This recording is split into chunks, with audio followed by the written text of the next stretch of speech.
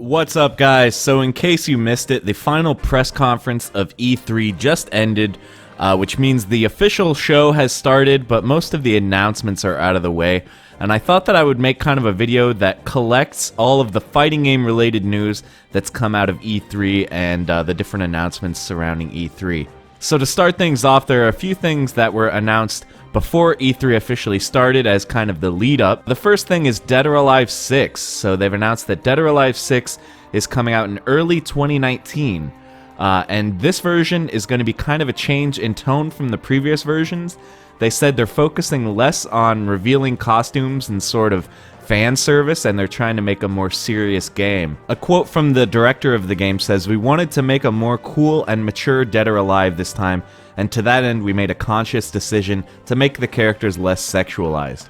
So from what we've seen, I think the game looks cool. I kind of respect them for taking the game in a more serious direction. Dead or Alive is a series that a lot of people swear by and say is really fun, but it's kind of hard to take it seriously when it has a reputation of only really being played because the characters have big boobs. So I'm interested to see what happens with DOA 6, and I'll definitely give it a try when the game comes out early next year.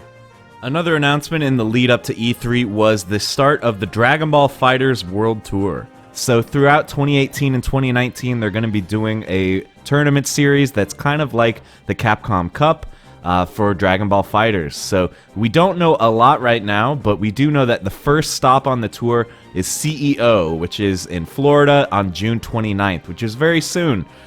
So we'll see. I assume you get points for doing well in the tournament, and then the people with the highest number of points will then go to a finals similar to Capcom Cup. I'm surprised it took them this long to come around to doing an official tournament series for DBZ, but I am very excited. After the Summit of Power, I think the tournament scene for DBZ is looking very exciting.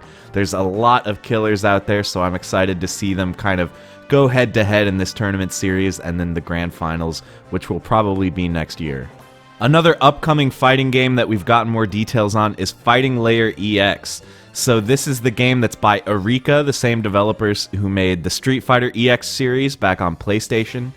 And so they've announced the release date is going to be the end of June, and there's going to be two SKUs for the game, one that costs $40 and one that costs $60, and the $60 one comes with 10 extra Gogi, which are kind of the game's gems system, and you get a character, Hokuto, who will not be available in the $40 SKU.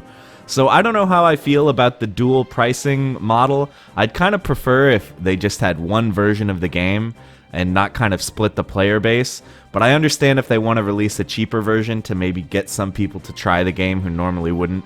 And on the whole, I do think Fighting Layer EX looks really, really cool. I got a chance to play it last EVO, and I thought it was very, very fun. It feels a lot like a classic fighting game. It's got very fast move speed, very crazy combos, cool looking attacks, and the characters are pretty fun too. Fan favorites like Darun Mister and Skullomania. So I'm excited for this game. I'll definitely be giving it a try when it comes out at the end of the month. So stay tuned for more video coverage of Fighting Layer EX on this channel. Next up, we finally have an official release date for Soul Calibur 6. So the game is coming out October 19th of this year. So I'm really looking forward to Soul Calibur 6. It looks really fun. They've shown some new clips of what looks like a cinematic story mode. I'm assuming it will be similar to what we had in Tekken 7, but I'm hoping that we also get some of the same elements that we saw in Soul Calibur 2 and its Weapon Master mode and other games in the series where, you know, you kind of have an overworld map and stuff like that, various mission objectives that kind of require you to do out-of-the-box thinking in the way you fight for the missions. So I think that would be really cool if we can get more content like that to sort of elevate what we saw in Tekken 7. Also, we've seen more footage of Geralt of Rivia. I believe he is playable on the show floor at E3, so we'll probably be seeing a lot of videos of him coming out soon. And also, they've confirmed that the game is going to have a Create a Fighter mode, similar to Soul Calibur 4. I'm really looking forward to being able to go nuts with the character creator, make really wild creations, and then take them online to beat people with. So Soul Calibur 6 is looking really good. I can't wait for the game to come out. So once again, that's coming out October 19th of this year.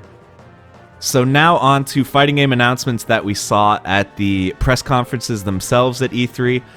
There's a new fighting game announced called Jump Force. So this is a game that will be starring many characters from Shonen Jump. So far, we've seen Goku from DBZ, Luffy from One Piece, Naruto from Naruto, and then a little teaser of Light Yagami and Ryuk from Death Note.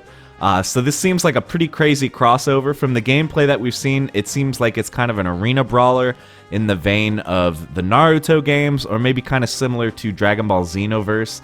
So the game looks cool. If you're a fan of these manga and anime series, I'm excited to give it a shot. As far as I know, this is the first time that Light and Ryuk have been playable in a fighting game, so it'll be interesting to give it a shot. We don't have a specific release date on Jump Force yet, but we do know it's coming to PC, PS4, and Xbox One sometime in 2019. Kind of surprisingly, Nintendo was probably the biggest press conference when it came to fighting game announcements. The first one was that Dragon Ball FighterZ is coming to the Switch. So we don't have an exact release date for Dragon Ball FighterZ on the Switch, but they have said that it is coming later this year. We've seen some footage. It looks kind of like you would expect. It looks pretty much as good as the PS4 and PC versions. So I'm excited. I think it'll be fun to play FighterZ on the go. Although maybe playing on the Joy-Cons won't be the greatest experience, but it'll still be cool to be able to carry around that fighting game in your backpack or whatever.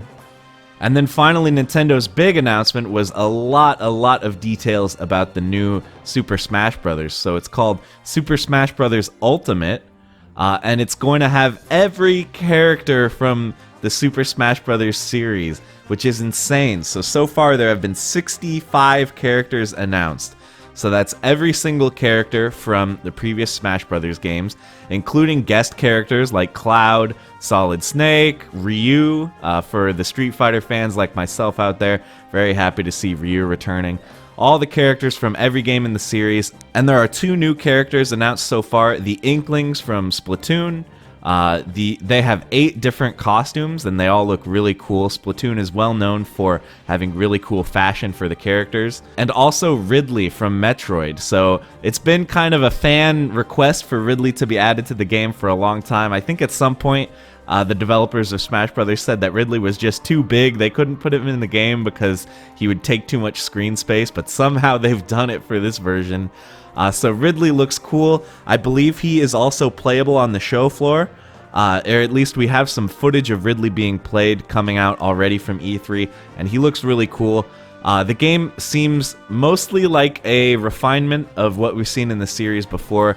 Nothing too crazy in terms of changes, but from what they've shown, there are a lot of really cool little quality of life changes that really differentiate the characters, make them a little bit more fun to play, and a lot of new final smashes for all the characters as well. So it looks really cool. I'm pretty excited for the new Smash. I never really play Smash Brothers competitively, but as a casual fan, I really like the series, so I'm excited for what they have in store and to play this huge roster of characters. I don't think I've ever seen a fighting game with this many characters. Can you guys think of any?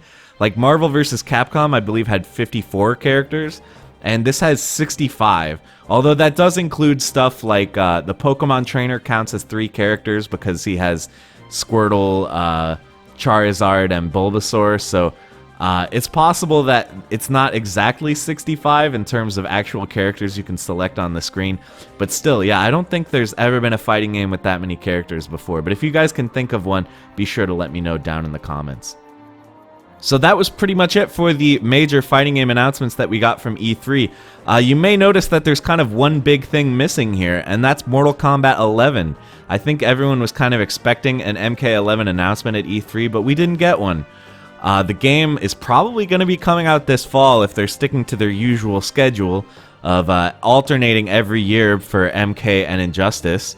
So we're expecting the game to come out this fall, but we don't even have an announcement that the game exists. So it's possible that MK11 might be delayed to 2019 or something. I'm sure that the game exists, right? They wouldn't just not be making a Mortal Kombat 11, considering they really crank out new games in that series at quite a regular pace. So I'm curious when that's going to happen. Maybe they'll have something to show at EVO. We'll have to wait and see, but yeah, for now, absolutely no news from NetherRealm on Mortal Kombat 11. And so guys, with that, that's going to be the end of the video. I hope you found this informative. Make sure to check out the trailers that I have linked down in the description if you want to see more of the games that I talked about in this video.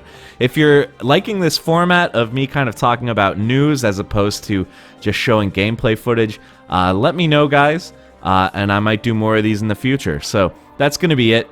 If you want to see more videos from me, you can check out my glitches video for Street Fighter 30th Anniversary Collection, where I run through the game and test if all the old classic Street Fighter 2 glitches are still there.